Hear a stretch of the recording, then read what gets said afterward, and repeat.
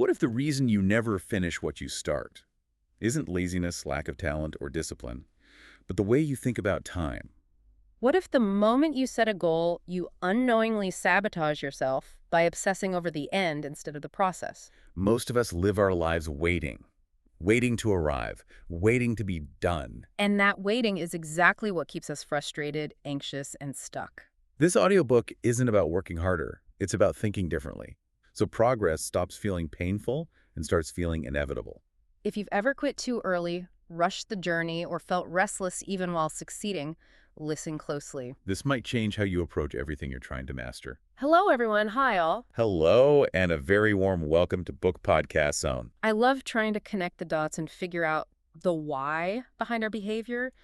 Why do our brains seem to fight us every step of the way when we're just trying to, get better at something? And today we are diving into a book that, honestly, it feels less like a self-help book and more like, I don't know, a manual for de-stressing your entire life. It really is. We're talking about The Practicing Mind, a guide to process-oriented mastery by Thomas M. Sterner. The mission for today is to go deep. We're going to do a comprehensive chapter-by-chapter breakdown of how to stop fighting with yourself and maybe, just maybe, start enjoying the process of getting better at anything. And it all kicks off in Chapter 1, The Learning Begins, with this really powerful and, I have to say, kind of humbling idea. It is humbling. He basically says, look at how a child learns to do something, anything. Right. And then look at how you, an adult, try to learn something. The difference is, it's everything. So a toddler learning to walk is his go-to example.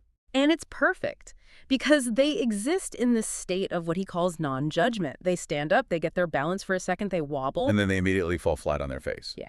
Or on their diaper, which helps. Exactly. But what they don't do is the crucial part. They don't lie there on the rug and have an existential crisis about it. They don't think, I'm a failure, I'm just not cut out for this walking thing, my brother learned faster, I'm so clumsy. No, there's no story attached to it. The fall is just data. It's feedback. Okay, I leaned too far that way, and then what do? They just get up. Yeah. And they try again and again. Yeah. And they're laughing half the time. Yes. They're completely in the moment. The process of learning to walk is a fascinating game to them. But then we grow up. And we pick up all this baggage. Yeah. He calls it expectations and distractions. As adults, we demand immediate proficiency. We do. And that's what he calls the adult problem. We've lost that childlike curiosity and replaced it with this harsh internal judge. I feel this so much. Let's take a real-world example happening right now. Pickleball. Oh, it's everywhere. Every park in the U.S. has a court now. So imagine you're, say, a 40-year-old. You're competent. You have a career. You run a household. You know how to do things. You're a capable human being. You're used to being good at stuff. Exactly. And you go out for a local pickleball league with your friends. You pick up the paddle, the ball comes over the net, and you swing and miss it completely. Whoosh. Right past you. Now, the toddler would just laugh and go get the ball. But what's happening in the adult's head? Oh, it's a catastrophe. Yeah. The inner monologue is just brutal. It's, everyone saw that. I look like an idiot. I played tennis in high school, for cry out loud. I should be better than this. And all that judgment creates tension, right? Physical tension. You grip the paddle tighter. Your shoulders hunch up. You're not even looking at the ball anymore. You're just thinking about how you look. You've stopped learning and you've started performing. Or, trying to defend your ego. That's it. Your ego is now on the court with you, and it's a terrible doubles partner. Sterner's whole point here is that desire alone isn't enough. We all want to be good at things, but true learning only happens when you can quiet that judge and just be aware of what's happening. It's about recognizing that your thoughts about your performance are the real obstacle, not your actual skill level. The first step is just awareness. Not trying harder, just being aware. If you're finding the summary as insightful as we are, kindly like, subscribe, and share for more updates. Let's continue to the next chapter. So that leads us directly into Chapter 2, which is really the heart of the entire book. It is. If you get this one concept, you get the whole philosophy. It's called process, not product. And this is a huge mental shift, a really, really big one. Huge. Because our entire society, especially here in the States, is relentlessly product-oriented. It's all about the result, the outcome, the finish line. The diploma, the promotion, the sold house, the number on the scale. Yes, the product. And Sterner calls this the product trap. When your entire focus is on that end result, what does the work in between become? It becomes an obstacle. a chore, a painful barrier that you have to suffer through to get to a good part. Right. If your only goal is, I want to be at the top of the mountain, then every single step of the hike is just an annoyance. You're not enjoying the view or the fresh air. You're just thinking, are we there yet? Over and over, you're wishing away the present moment. You're wishing your life away. That's the anxiety he's talking about. It's the gap between where you are and where you want to be. But the process shift, that's the magic trick. So instead of focusing on the summit, you focus on your foot. You focus on your foot hitting the trail. You focus on your breathing. You focus on the rhythm of your walking stick. You immerse yourself in the doing of the thing. And when you do that, Stress just kind of evaporates. it has to. Yeah. Because you're no longer waiting to arrive. You are arriving with every single step. Progress just becomes a natural byproduct of your focus, not something you're desperately chasing. Let's use an example that I think almost every single person listening can relate to on a painful level. The American commute. Ugh. The I-95 in the Northeast or the 405 in LA. Basically a parking lot you pay to sit in. Exactly. So you're in your car, it's 5:30, you're surrounded by red brake lights. Yeah. If you are focused on the product, which is being home on your couch, how do you feel? You're in hell. You're miserable.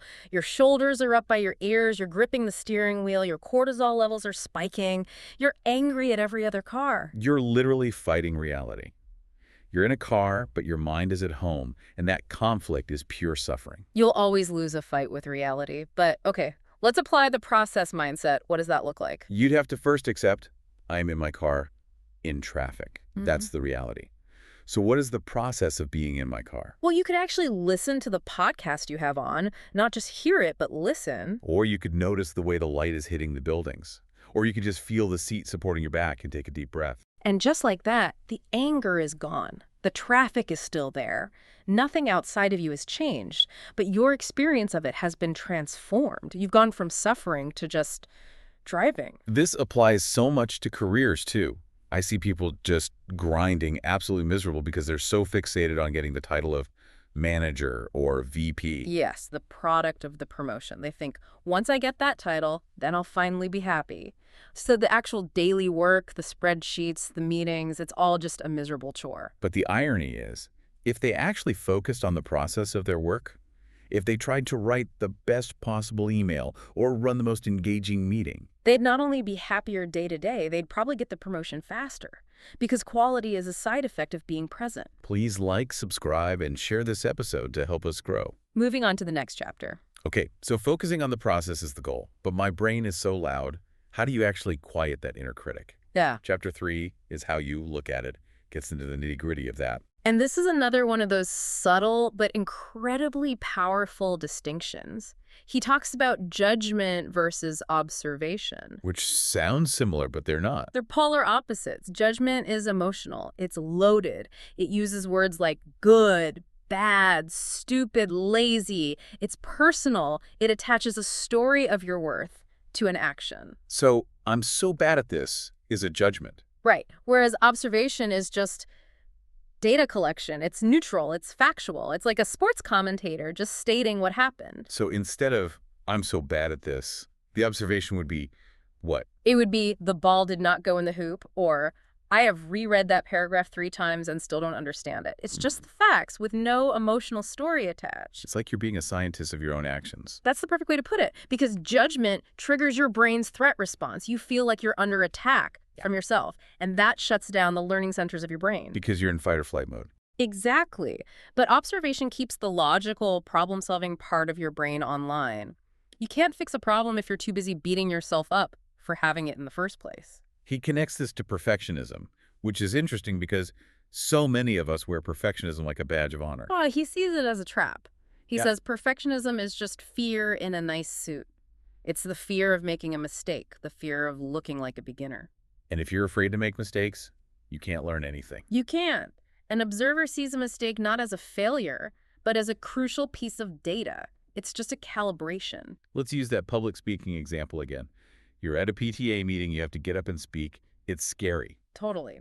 The judgment mindset walks up to that podium thinking, don't shake, don't stutter, everyone is going to think I'm an idiot. Oh my God, I can feel myself sweating. And of course, that just makes you shake and sweat more. You manifest the exact thing you were afraid of. It's a self-fulfilling prophecy. Okay, so now what does the observer mindset do in that same situation? The observer stands up, feels the adrenaline, and just notes it. My heart rate is elevated.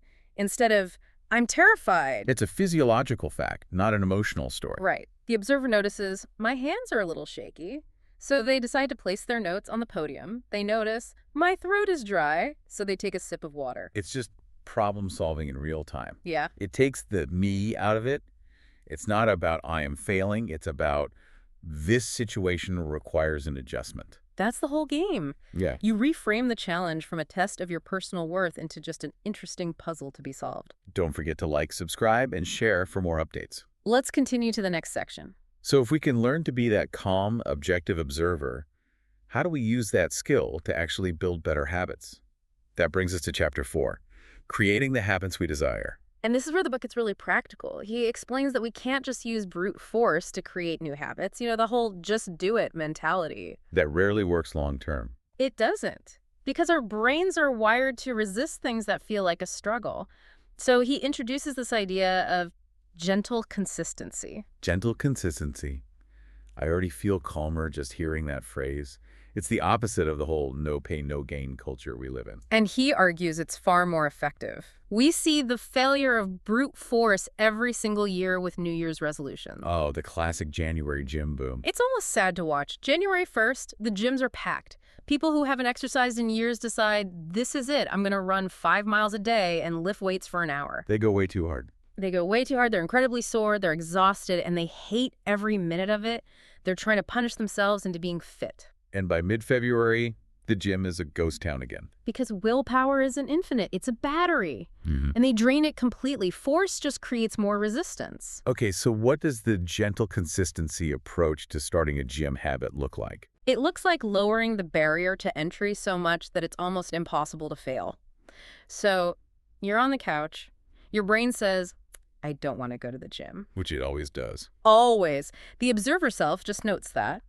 I am noticing a feeling of resistance. Instead of fighting it, you negotiate. You say, okay, brain, we don't have to work out. Let's just put on our gym shoes. That's the only goal. Just put on the shoes. That's it. It's so small, your brain can't really object. Then once the shoes are on, you say, okay, let's just get in the car and drive to the gym. We can turn around and come home if we want. And once you're in the parking lot. All right, let's just go inside and walk on the treadmill for 5 minutes. 5 minutes, that's it. You're building a chain of tiny, non-threatening actions. It's less about having one heroic workout and more about building the simple habit of showing up. That's everything. Because the person who shows up and does 5 minutes every day for a year is going to be in a wildly different place than the person who does a 3-hour workout once and then quits forever. It's the consistency that forges the new identity, not the intensity. If you're finding value here, kindly like, subscribe, and share. Continue to the next chapter. Okay, that makes sense. Gentle consistency. But the biggest enemy of consistency, for me at least, is impatience. I want results now, which is what Chapter 5 is all about. Perception change creates patience. This was a revolutionary chapter for me. Because we tend to think of patience as this thing you have to endure, like you're gritting your teeth and white-knuckling it through the waiting. Right, like it's a form of suffering. But Stirner completely reframes it. He says, patience isn't something you do. It's something you have when you're fully in the present moment. Whoa. Say that again? He argues that impatience is literally the state of your mind being in the future while your body is stuck in the present. So my mind is already at the destination, but my body is still on the journey. And that gap is impatience. That gap is the tension, the frustration, the are we there yet feeling. So if you can bring your mind back to where your body is, The impatience has to disappear. it can't exist. If you are fully present in the act of, say, washing a dish, you're not waiting for anything. You're just washing a dish. There's nothing to be impatient about. It's such a simple idea, but it's so profound. We manufacture our own impatience by constantly living in the future. Constantly. And we do it with these arbitrary timelines, too. I should be promoted by now. I should own a house by now. We create these deadlines out of thin air and then torture ourselves when reality doesn't conform to them. Okay, let's take this to the ultimate testing ground for patience. The long grocery store line. Yeah. The Sunday afternoon line at Trader Joe's or Costco. A true spiritual challenge. You've got your cart full, you're tired, you just want to go home. And the person in front of you is paying in change slowly. And you can feel the impatience rising in your chest. Your mind is already in the car driving home. You start looking at the other lines, wondering if you should switch. You're sighing. You're miserable. So how do you apply the Sterner method right there, between the chips and the checkout counter? You have to catch yourself time traveling. You have to consciously pull your awareness out of the future, out of your car, and bring it back to your body standing in line. So what do? Just stand there. You just stand there, you feel your feet on the linoleum floor, you take a full breath, you look around, you notice the colors on the magazine covers, you just inhabit the present moment. And you realize, okay, I'm just standing, I'm safe. Nothing bad is actually happening right now. Exactly. The amount of time you wait in line is exactly the same. Yeah. But your internal experience of that time is transformed from agonizing torture into just a pause in your day. You reclaim those minutes of your life. Kindly like, subscribe, and share for more updates. Let's move on to the practical tools in the next chapter. I love the theory, but sometimes my brain is just in pure panic mode and I need something concrete to hold on to. That's where Chapter 6, the 4 S words, comes in. Yes, this is the tactical toolkit. When you feel that sense of overwhelm, when a task feels too big, he gives you these 4 words to anchor yourself.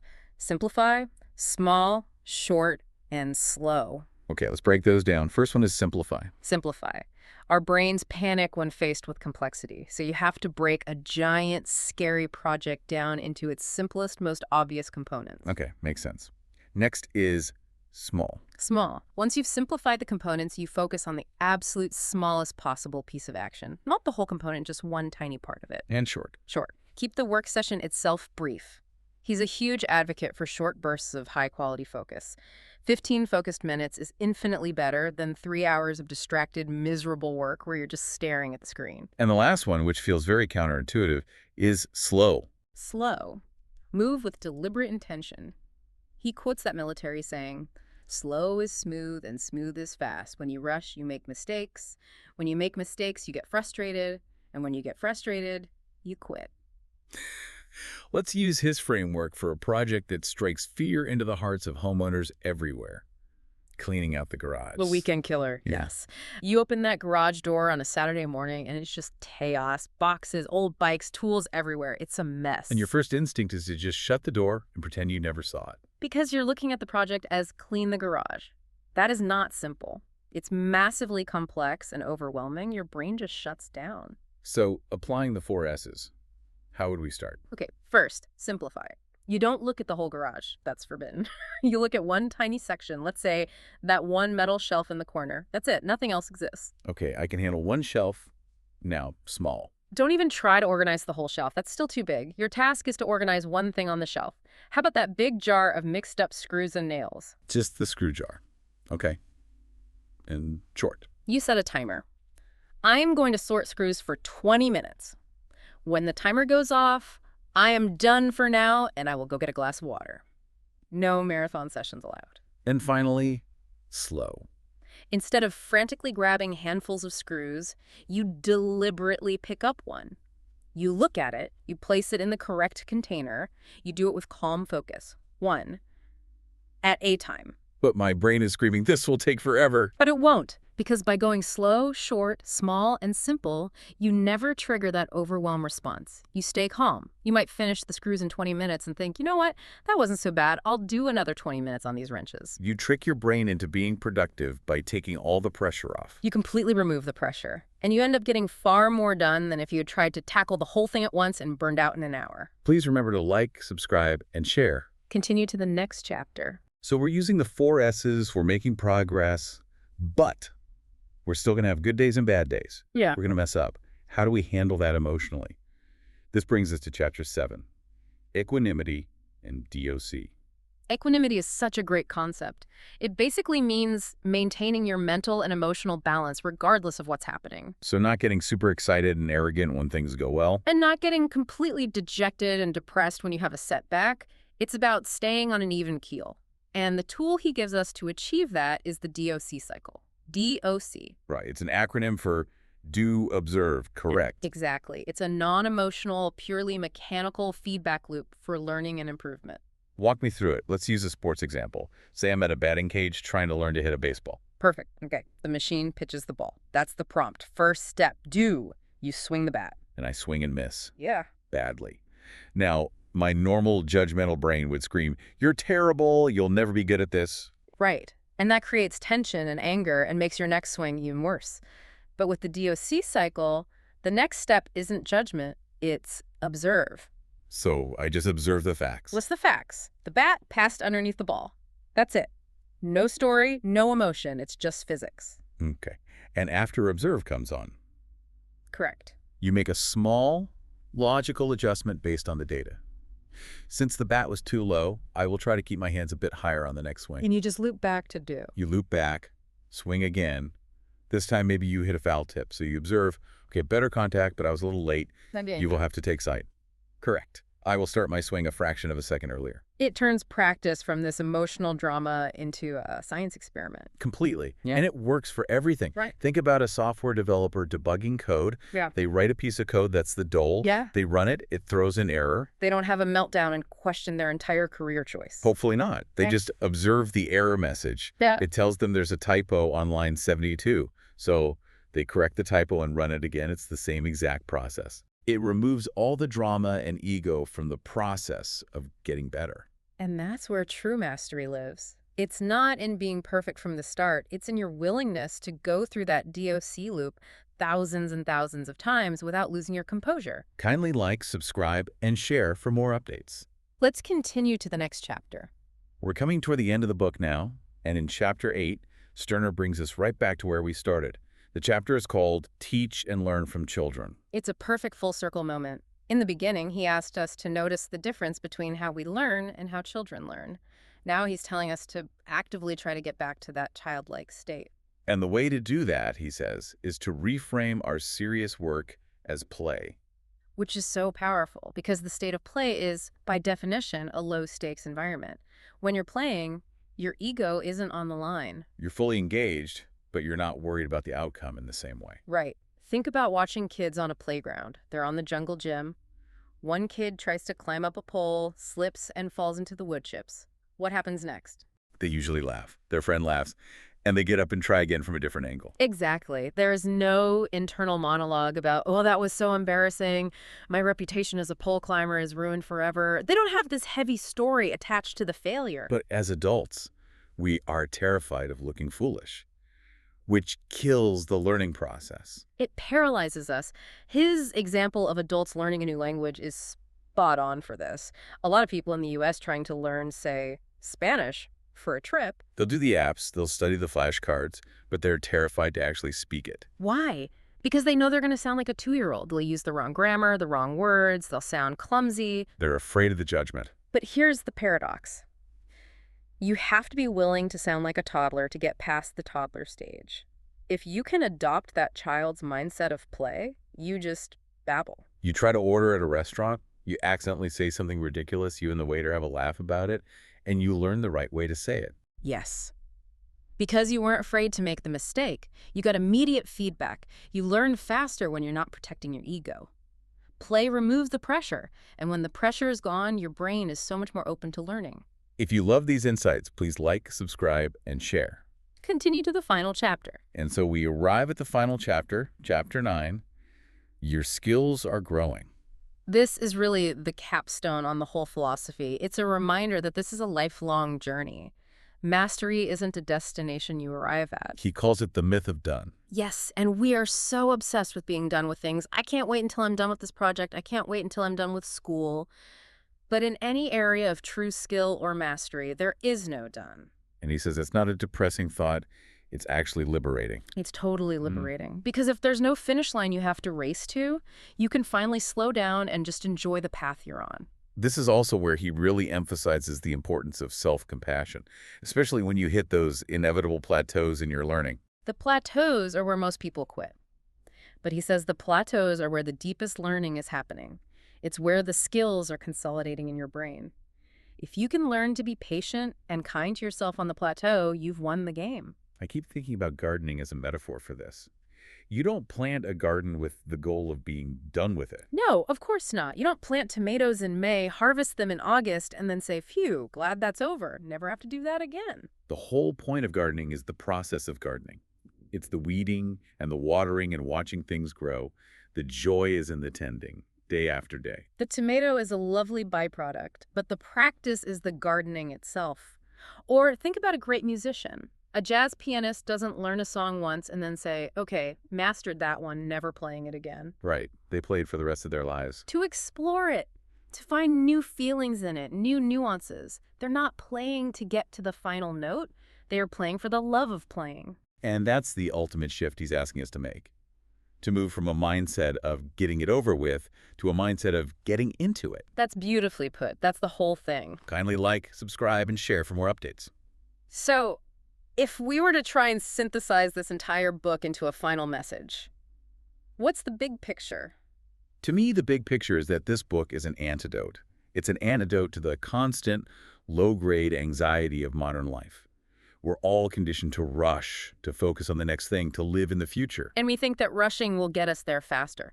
But Stirner's core argument is that by slowing down, by focusing on the quality of the immediate step you're taking, you actually move forward with more grace and, ironically, more speed. You stop fighting yourself. The feeling I'm left with after revisiting this is just relief. It feels like permission to be a beginner, permission to not be perfect, permission to just be where I am, doing what I'm doing, without a constant, harsh judgment. It's a very compassionate philosophy. It is. So let's leave everyone with something to try this week, a little experiment. I like it. What's the assignment? Pick one completely mundane task that you normally rush through just to get it done. It could be washing the dishes, folding laundry, maybe even your drive to work. Something you usually find boring. Exactly. And for that one task, try to apply this mindset. Stop trying to get it done and instead just try to do it. So instead of thinking about the empty sink, you just focus on the feeling of the warm water on your hands, the sound of the plate squeaking clean. Yeah. And just see what happens. You might discover that the boredom wasn't actually in the task itself. Yeah. It was in your mental resistance to the task. That's a powerful thought. The suffering is in the resistance. I'm actually going to try that tonight when I do the dishes. No music, no podcast, just Yeah. washing the dishes. We'll see how it goes. Let us know if you achieve enlightenment or just a very clean kitchen. Thank you so much for joining us here on Book Podcast Zone. We really hope this deep dive into the practicing mind gives you a tool or two to find a little more peace in your own process. Absolutely. Thanks for being here and for listening. And one last gentle reminder to please subscribe if you enjoyed our conversation. It truly helps us out. Take care, everyone. See you next time.